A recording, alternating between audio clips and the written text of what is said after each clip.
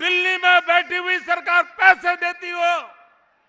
कौन सी राजनीति थी कि आप इन पैसों को गरीबों की दवाई के लिए भी खर्च नहीं करते थे। आप देखते थे हमारी वोट बैंक वाला आएगा तो पैसे देंगे, लेकिन हमारी वोट बैंक वाला नहीं आएगा तो भले बीमार रहे, भले वो सड़ता रहे, उसको पैसे नहीं दिए जाएंगे। इसके कारण ये पैसे पड़े रहे। आप मुझे बताइए भाइयों बहनों, क्या बीमारी की भी जात होती है क्या? क्या बीमारी का भी वोट बैंक होता है क्या? कोई भी बीमार हो उसको मदद मिलनी चाहिए कि नहीं मिलनी चाहिए? बीमारी में उसका हाथ बटाना चाहिए कि नहीं बटाना चाहिए? लेकिन ये उत्तर प्रदेश की सरकार हर चीज वोट बैंक की तराजू से तोलती रही है और उसका नतीजा यह है कि भाइयों बहनों, उत्तर प्रदेश के भाग्य को ये लोग रुकावट बने हुए हैं। भाइयों बहनों, अमृत मिशन शहरों में, मेरठ जैसे नगरों में सुविधाएं बढ़ाने के लिए, पानी पहुंचाने के लिए, रोड अच्छे बनाने के लिए, लाइट अच्छी लगाने के लिए, ड्रेनेज की व्यवस्था करने के लिए भारत सरकार ने एक अमृत योजना बनाई। इस अमृत योजना के तहत उत्तर प्रदेश सरकार को करीब करीब 7,200 करोड़ रुपया दिया गया। कितना? जरा जोर से बोलिए। 7,200 करोड़। कितना? कितना? कितना? 7,200 करोड़। साल पूरा हो गया, खर्चा कितना किया? 400 करोड़। कितना किया? कितना किया? आप मुझे बताइए, दिल्ली में आपने मोदी को बिठाया, वो 7,000 करोड़ रुपया, 7200 करोड़ रुपया भेजता है, लेकिन उत्तर प्रदेश में, लखनऊ में ऐसी सरकार बैठी है कि 400 करोड़ से ज्यादा खर्च करने की उसको समझ नहीं आई। इसका मतलब ये नहीं है कि पैसे निकालने का इरादा नहीं था, लेकिन ये मोदी है।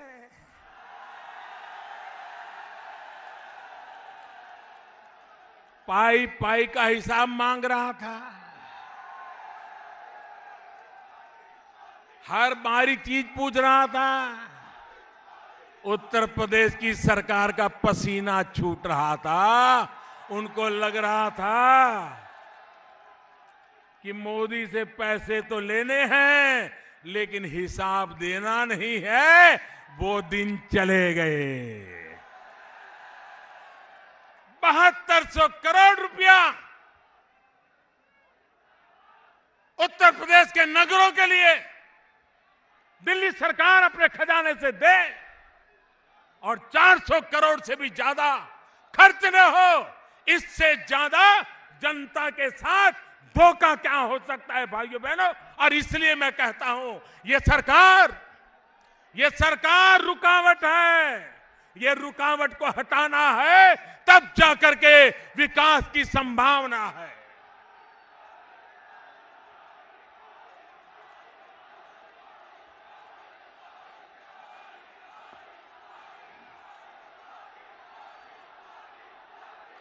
भाइयों बहनों,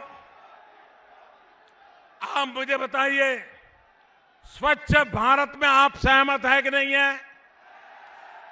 स्वच्छ मेरठ के लिए आप सहमत है कि नहीं है? स्वच्छ उत्तर प्रदेश के लिए सहमत है कि नहीं है? ये स्वच्छता का काम आगे बढ़ना चाहिए कि नहीं बढ़ना चाहिए? अगर गंदगी जाएगी तो बीमारी जाएगी कि नहीं जाएगी? अगर गंदगी है तो सबसे ज्यादा तकलीफ गरीब और मध्यम वर्ग को होती है कि नहीं होती है? तो साफ सफाई होनी चाहिए कि नहीं होनी चाहिए? होनी चाहिए। आपको मैं बताता हूं, भारत सरकार ने सफाई अभियान के लिए उत्तर प्रदेश की सरकार को 950 करोड़ रुपया दिया। कितना कितना जोर से बोलिए, कितना? 950 करोड़। कितना कितना 950 करोड़। और ये 40 करोड़ रुपया भी खर्च नहीं कर पाए भाई। वो पूरी दिन कभी चाचा तो कभी पापा तो कभी चाची तो कभी भतीजा, कभी मामा तो कभी मामा का साला, तो कभी साले का भतीजा, तो कभी भतीजे की बहू, न जाने कहां कहां क्या हाल करके रखा है उत्तर प्रदेश का, क्या हाल करके रखा है भाइयों बहनों। और इसलिए मैं कहने आया हूं कि दिल्ली सरकार आज उत्तर प्रदेश का जीवन बदलने के लिए सब कुछ करने को तैयार है, क्योंकि उत्तर प्रदेश ने मुझे प्रधानमंत्री बनाया है। लेकिन ऐसी सरकार जो रुकावटें डाल रही है, और इसलिए मैं कहने आया हूं भाइयों बहनों, उत्तर प्रदेश का भाग्य बदलना है तो पहले उत्तर प्रदेश की सरकार बदलो, भाग्य बदलना शुरू हो जाएगा। भाइयों बहनों, इन दिनों मैं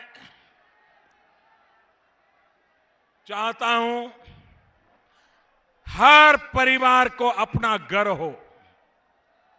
होना चाहिए कि नहीं होना चाहिए?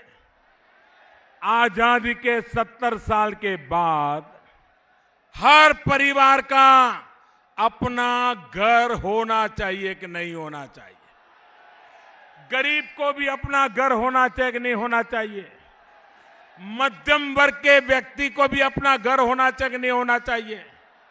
सुख चैन से परिवार जी सके ऐसी व्यवस्था होनी चाहिए कि नहीं होनी चाहिए? मैंने सपना संजोया है, मैंने बीड़ा उठाया है कि 2022 जब भारत की आजादी के 75 साल होंगे, हिंदुस्तान के हर इंसान को अपना रहने का घर होगा। ये काम मैंने उठाया। अब राज्य सरकारों को क्या करना था?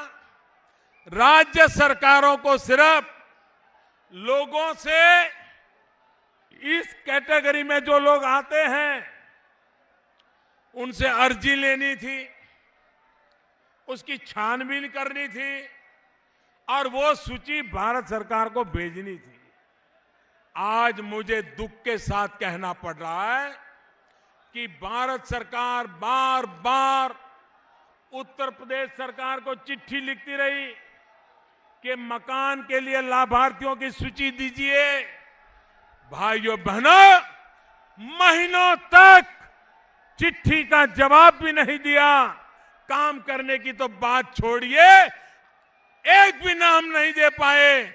आखिरकार हमने फैसला किया कि भारत सरकार के गांव-गांव में जो कम्युनिटी सर्विस सेंटर है, वहां जो लड़के काम कर रहे हैं उनको बताया जाए कि आप अर्जियां लेना शुरू कर दीजिए। और जब भारत सरकार ने सीधी अर्जियां लेना शुरू कर दिया, हजारों लोग अर्जियां देने लगे, तब उत्तर प्रदेश की सरकार डर गई।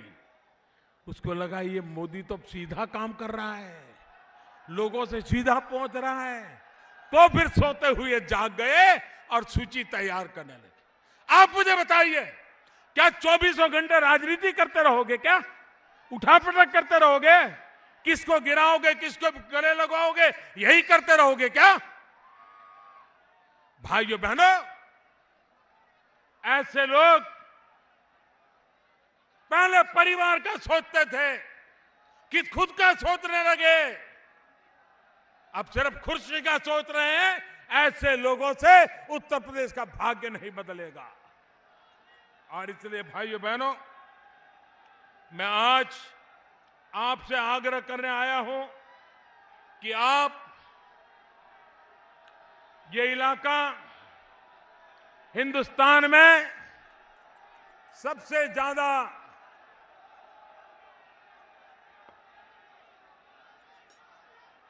गन्ने की खेती करने वाला मेरा किसान,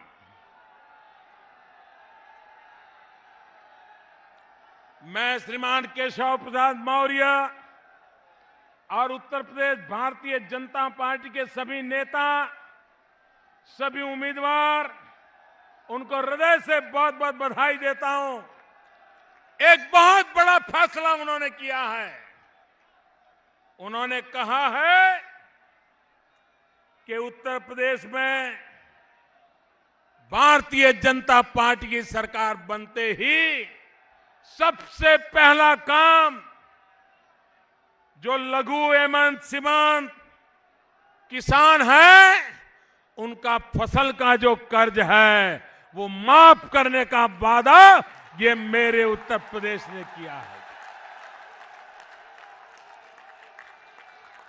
सरकार बनने के बाद पहला काम करने का वादा किया है और मैं आपको वचन देता हूं, मैं दिल्ली से बराबर देखूंगा कि मेरे किसानों का वादा पूरा किया कि नहीं किया, ये मैं पूरा देखूंगा। हमने दूसरा वादा किया हमारे उत्तर प्रदेश के लोगों ने। उन्होंने कहा है आज गन्ना किसान, इस गन्ना किसान को, भाइयों बहनों, गन्ना चला जाए मिल में, उसमें से चीनी बन जाए, चीनी खा खा करके लोग मोटे हो जाए, चीनी बेचने वाले मोटे हो जाए, लेकिन मेरा गन्ने का किसान वो तो वैसा ही कि वैसा रह जाए, ये स्थिति अब नहीं चलेगी। उत्तर प्रदेश भारतीय जनता पार्टी ने वादा किया है अब गन्ना किसानों को 14 दिन में भुगतान कर दिया जाएगा, 14 दिन में भुगतान कर दिया जाएगा। भाइयों बहनों, अगर इरादे नेक हो तो काम पूरा किया जा सकता है। आपको पता है इसी मैदान में मैंने सभा की थी और मैंने गन्ना किसानों को 2014 के चुनाव के पहले वादा किया था कि एक बार दिल्ली में हमारी सरकार बनेगी, गन्ना किसानों के बकाया उस मामले को मैं हाथ में लूंगा और समाधान करूंगा। जब हम दिल्ली में बैठे तब 22,000 करोड़ रुपया गन्ना किसानों का 22,000 करोड़ रुपया बकाया था। ये 22,000 करोड़ रुपया ये छोटी रकम नहीं है, बहुत बड़ी रकम है। 22,000 करोड़ का भुगतान, आप बताइए किसानों का क्या हुआ होगा? किसानों के नाम पर राजनीति करने वाले, किसानों के नाम पर यात्राएं करने वाले, किसानों के नाम पर घड़ियाली आंसू बहाने वाले, मैं उनसे पूछना चाहता हूं क्या कारण था कि 2014-15 तक हमारे आने से पहले इन गन्ना किसानों का 22,000 करोड़ रुपया क्यों बकाया था? कभी उसका तो जवाब दो। भाइयों बहनों, हम आए, एक के बाद एक कदम उठाए और जो 22,000 करोड़ रुपया बाकी था, 99% रकम चुकता करने का काम आते ही करना में हम सफल हो गए थे और गन्ना किसानों के खाते में सीधे पैसे उनके बैंक अकाउंट में डाले। 32 लाख किसानों के खाते में सीधे पैसे डाल दिए, कोई बिचौलिया नहीं रहा, बीच में कोई मिल वाला नहीं रहा, ये सीधा सीधा कर दिया था। मैं उत्तर प्रदेश की सरकार को पूछता हूं, आप जरा बताइए ये चीनी मिलों से आपका क्या रिश्ता है? ये चीनी मिलों से आपका क्या प्यार है? क्या कारण है? ये 6 चीनी मिलें आज भी इस इलाके के गन्ना किसानों को पैसा नहीं देती है और आपकी सरकार चुपचाप बैठी है। क्या कारण है? जरा जवाब दो। मैं गन्ना किसानों को कहना चाहता हूं, ऐसी सरकार जिसने आपके पैसे दबोच करके रखे, ऐसी सरकार को 1 मिनट मत रहने दीजिए भाइयों, 1 मिनट मत रहने दीजिए।